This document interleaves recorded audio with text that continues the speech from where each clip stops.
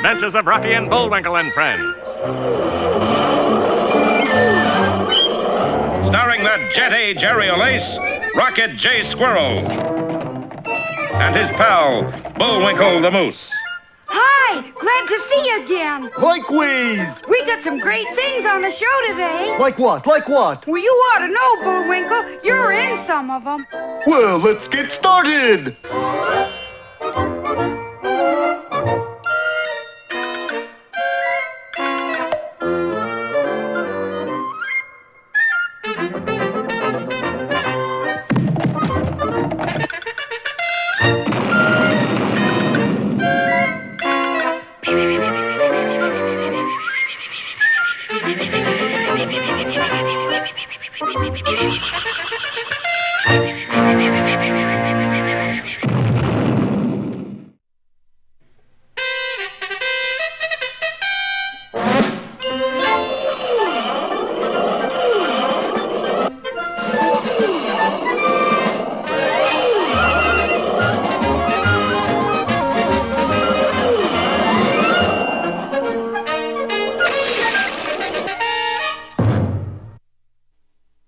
What you're looking at is not some strange unknown planet, but our own ever-loving Earth, when Professor von Besch's theory was proved and it turned sideways. As a result, there's a new North Pole, what used to be the South Pacific island of Rikki-Tikki. Oh, and here in a pot full of ice is Rocky the Flying Squirrel. Gee, and I was afraid you were going to be boiled in this thing. Hey, that's it, Bullwinkle. What's it?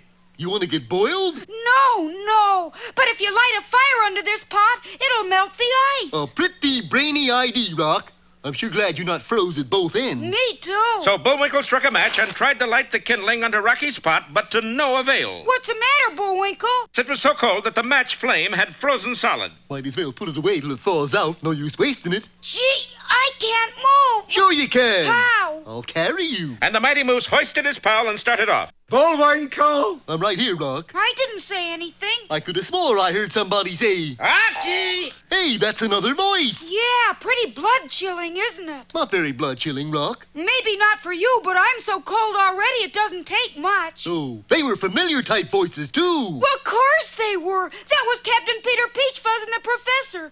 They must be in trouble. Sure enough, as Bullwinkle looked down from the top of the hill, he saw their two friends being carried away by a band of half-frozen but still ferocious natives. We gotta stop them. You bet.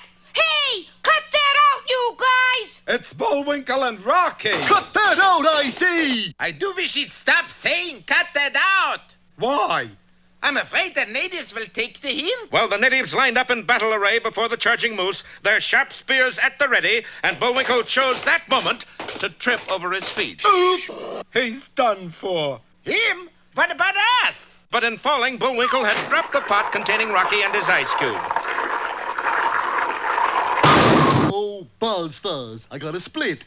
That's going to be hard to pick up, too. Not too hard, really, for while the captain and the professor took care of one Rikki-Tikkian, the empty pot took care of the other. Empty pot? Looky there, Rocky on the rocks. The collision had freed the plucky squirrel, and he sat unharmed on a pile of ice cubes. Well, Professor, looks like your theory was right. It's pretty cold. Jawohl, but I wish I wasn't quite so right. And a little bit warmer. But at that moment... What happened? We're in luck. I think Bullwinkle's match is thawed out. Come on. And while our friends tried to warm their hands behind a smoldering Bullwinkle, they were watched by a pair of evil eyes belonging to... Oh, no. Ho, ho, ho! Give a guess who? Oh, come on now. You're not Santa Claus. You're Boris Badenov. I'm Sandy Claus and I can prove it. How? I got a witness. My assistant, Alf Elf. Isn't she a little tall for an elf? It's the high heels, darling. They fool you. Oh, boy. Well, Elf, it's time to pay our first visit. To whom, Santa, darling? To those goody goods on the other end of Island. And I take everybody a present, too. What kind of present? What else? Bum-bums. Well, will Boris's dastardly scheme really succeed? We'll find out next time in Clause and Effect, or You'll Be Sorry.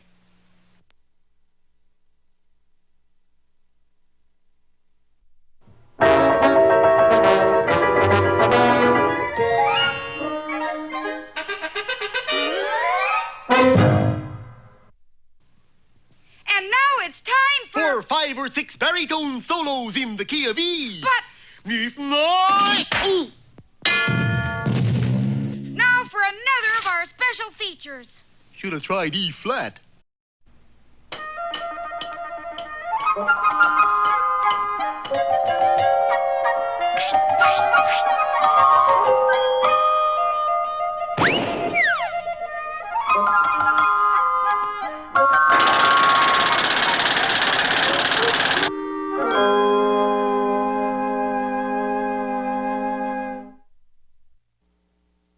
Junior, my boy, I've done it. What's that, Pop? I've written the great American fable. How's that again, Pop? I can see it now. My name going down in history alongside of such immortals as Shakespeare, Dante, Balzac. Alfred E. Newman. The toast of Parisian literary circles, tease. What's the name of the fable, Pop? The name of the... Oh, yes. Well, it's called The Fox and the Woodman. Nice ring to that, huh, Junior? The Fox and the Woodman? The great American fable, huh, Pop? This I got to hear. Will you lay it on me, Pop? Why, certainly, but don't get any ideas. I've sent for the copyright. I'm your son, Pop. If you can't trust your own son... Yeah, oh, that's right. I got carried away. You remember all that trouble I had with Mother, what's her name? Goose? Yes, Goose. Mother Goose stole every idea I had. In fact, I had to get out of fairy tales and into fables on account of her. Well, Junior, our story starts out like this. I've got problems. You see, I was a very peaceful fellow by nature, but it seemed that no matter where I moved, I seemed to always get into trouble. I guess it's because I have such a sneaky face. Now, don't give me that, oh, no, you haven't, Jazz. No, I've got a sneaky face. All of us foxes have sneaky faces. We've got the reputation for being sneaky, like a fox. Well, anyway, I had so much trouble in the city, moving from neighborhood to neighborhood, always running with the wrong crowd. Rats, weasels, alley cats. Not that I like them, mind you, but with a face like mine, who can be choosy? Hey, here comes Fox now. That must be the leader, the one over there with a sneaky face. That's him, the sneaky one, the one with the sneaky face. Well, anyway, like I was saying, I had so much trouble in the city that I decided to move to the country. You know, thorough, communing with nature, trees, brooks, grass.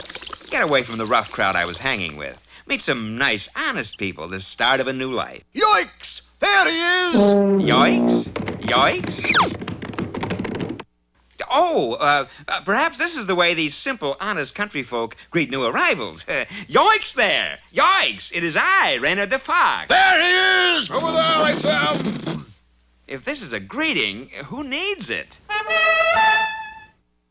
Pardon me, sir. I couldn't help noticing what an honest face you have. Yes, I do have an honest face, don't I? Oh, the most honest. Say, with a face like that, I was wondering. Yes? Well, you see, there's a bunch of hounds and hunters chasing me. There he goes now! Yes, I see there are. Well, I know this is an imposition, but with your honest face and everything... Over here, sir! I was wondering if you... Well, I mean, I hate to be a drag. Over here, sir! Could you hide me? I couldn't hear you for all that commotion. What did you say? You weren't paying attention. Now, listen.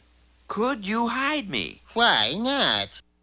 Well, there's one thing, though. Would you mind not telling them where you've hidden me? I mean, in case anyone should ask. Oh, I won't say a word. So he hides me in this giant pot, and he sits there with his honest face, waiting for the hunters to arrive. I say, Woodman, have you seen a fox with a sneaky face? Huh? Oh, charades. Let's see now. One word. Category. One word. Sounds like box. Locks? No. How about fox? That's it. Fox. Where is he? Wait. Oh, second word. Preposition of, at, but, in. Oh, that's it. In. Fox in. Third word. 3 letters. Round. No. Eat out of round. No. Bowl. Pot. That's it. Fox in pot. But let's face it, old bean. There's nothing in this pot. And especially there's not a fox in this pot. But I told him to hide there myself. That's right, Woodman. And you said I had such an honest face. An honest face and the heart of a fink. We foxes may have sneaky faces, but at least we don't go around having people hunts. Think that over. Tally-ho! So I went back to my group in the city. You know, rats, weasels, alley cats. For there was one thing I found out. It takes more than a face to be honest. You got to have it here, Right, Rat? Right, Fox, but listen, that's an interesting idea, you know, those people hunts. I mean, with the horses and the hounds and the color, the sound of the horn, the chase. Oh, come on!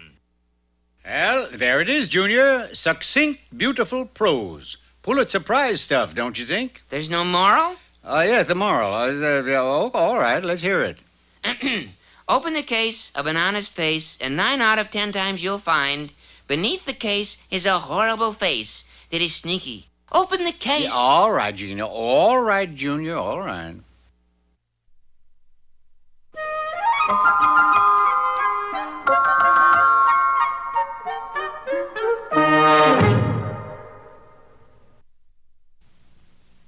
Today's lesson is mighty important, remember?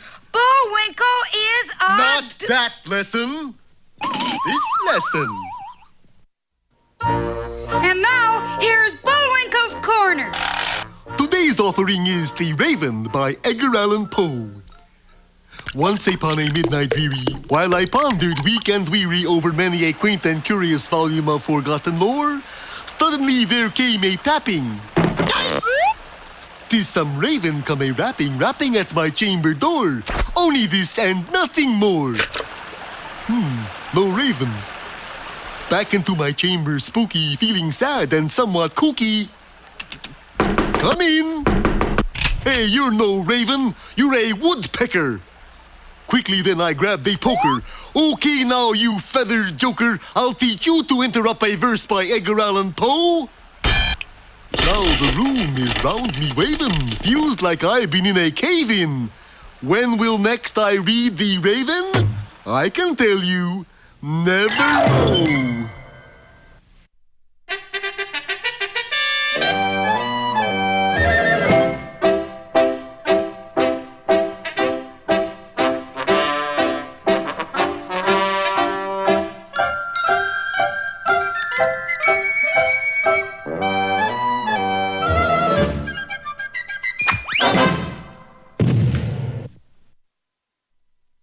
Peabody here with 2 prime examples of horror. First, we have this book, Murders in the Rue Morgue, which completely shocked the entire world. Secondly, we have Sherman's report card, which completely shocked PS 32. Which brings us to the man we're going to visit today. My teacher, Mr. Peabody? No, the man who wrote the most famous horror stories of all time, Edgar Allan Poe. We set the Wayback Controls for Baltimore, Maryland in the year 1832. I did get an A in hockey, Mr. Peabody. That's hooky and step inside.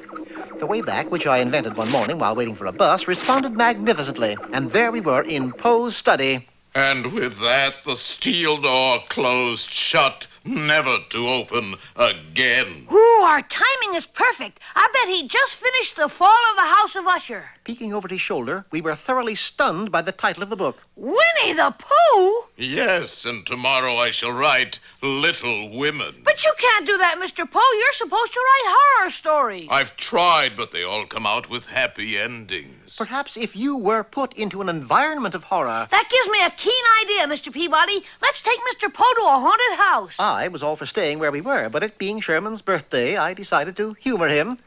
In those days, Baltimore was simply rampant with haunted houses.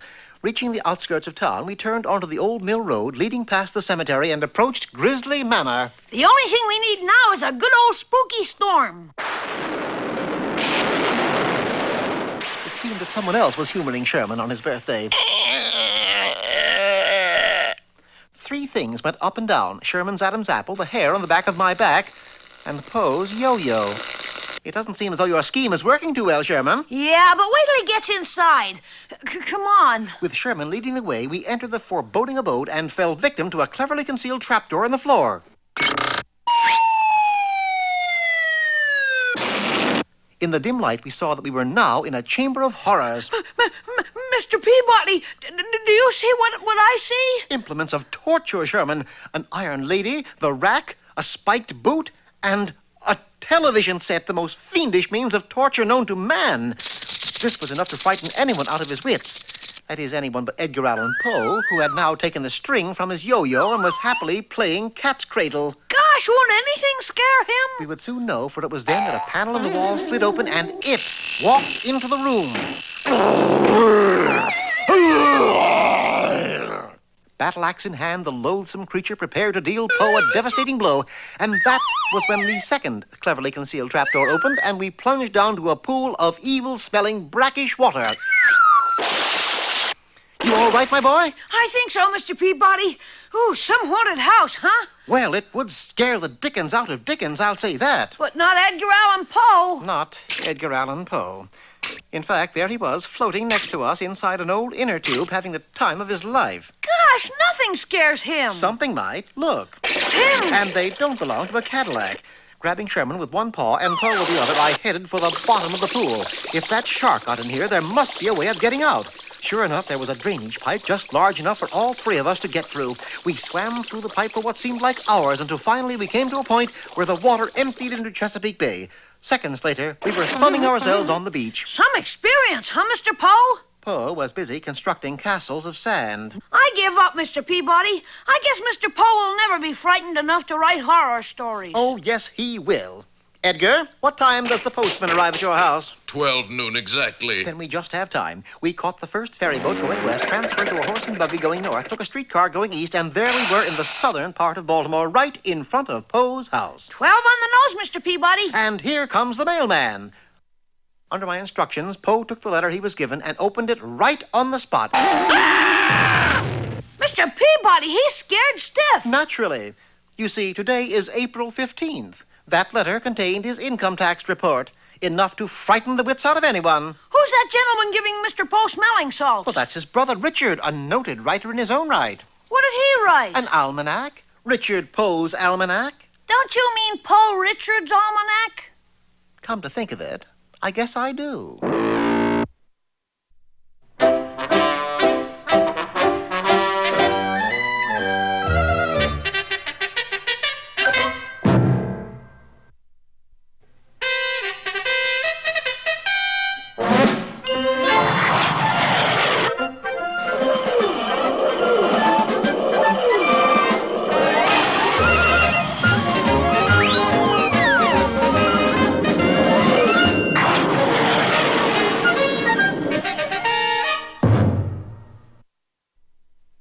Well, it finally happened. Professor von Bege's theory of the polar flip actually came to pass, and the Earth really had a new North Pole. Of course, this caused a great deal of consternation all over the world. London, for instance. Let's face it, old bean. We're living on a ruddy tropical island. It was true. People attended the opening day at Ascot and Sarong's. The House of Lords discarded its ermines and dressed exclusively in muumuus, and even the familiar London bobbies looked different. Their helmets were the same, but they now wore shorts and ankle-length stockings called... If you say bobby socks, so help me, I'll bet you. Moscow, too, had its troubles. But you've got to do it, Commissar. Yet, Vasily, impossible. But it's so hot. I've got to go where it's cool. I can do a thing for you. But you can. Please, Commissar, send me to Siberia. And the sudden change in directions had dire effects in the U.S. as well.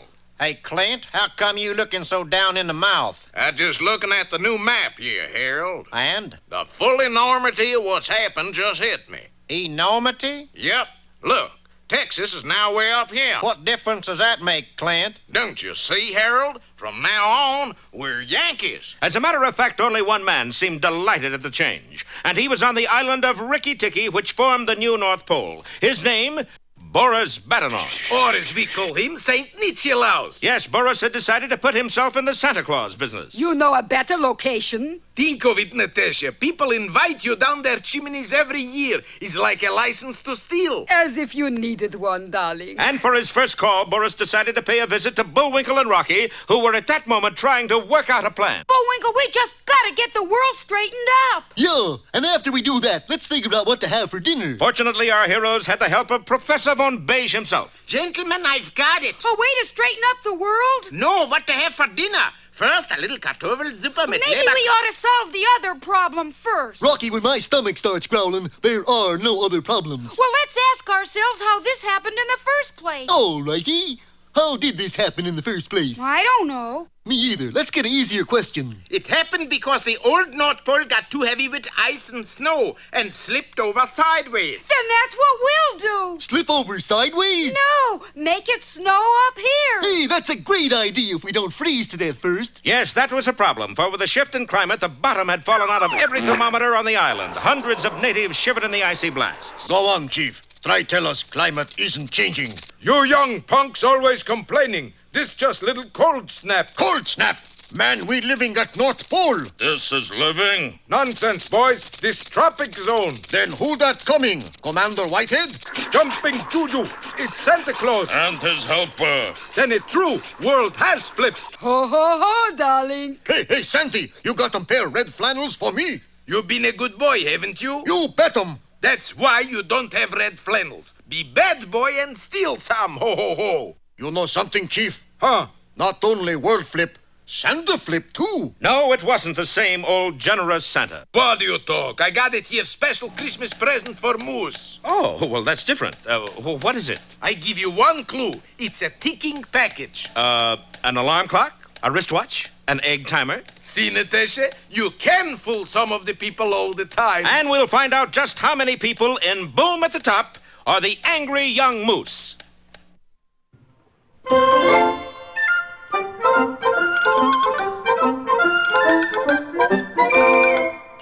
Well, I guess that about wraps up another Rocky show. Certainly hope you enjoyed it. I did. I always say. Bullwinkle, time for us to go. Already? Okay, but first, here are some of the people who made this show impossible.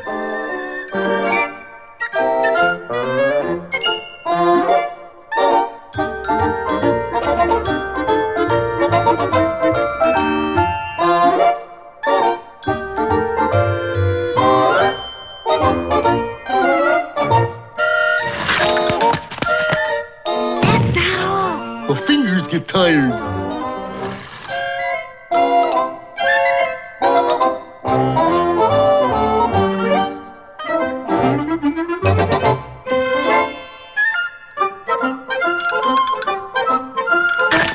Oop! Another way for me again. Well, see you next time. Ready, Bullwinkle?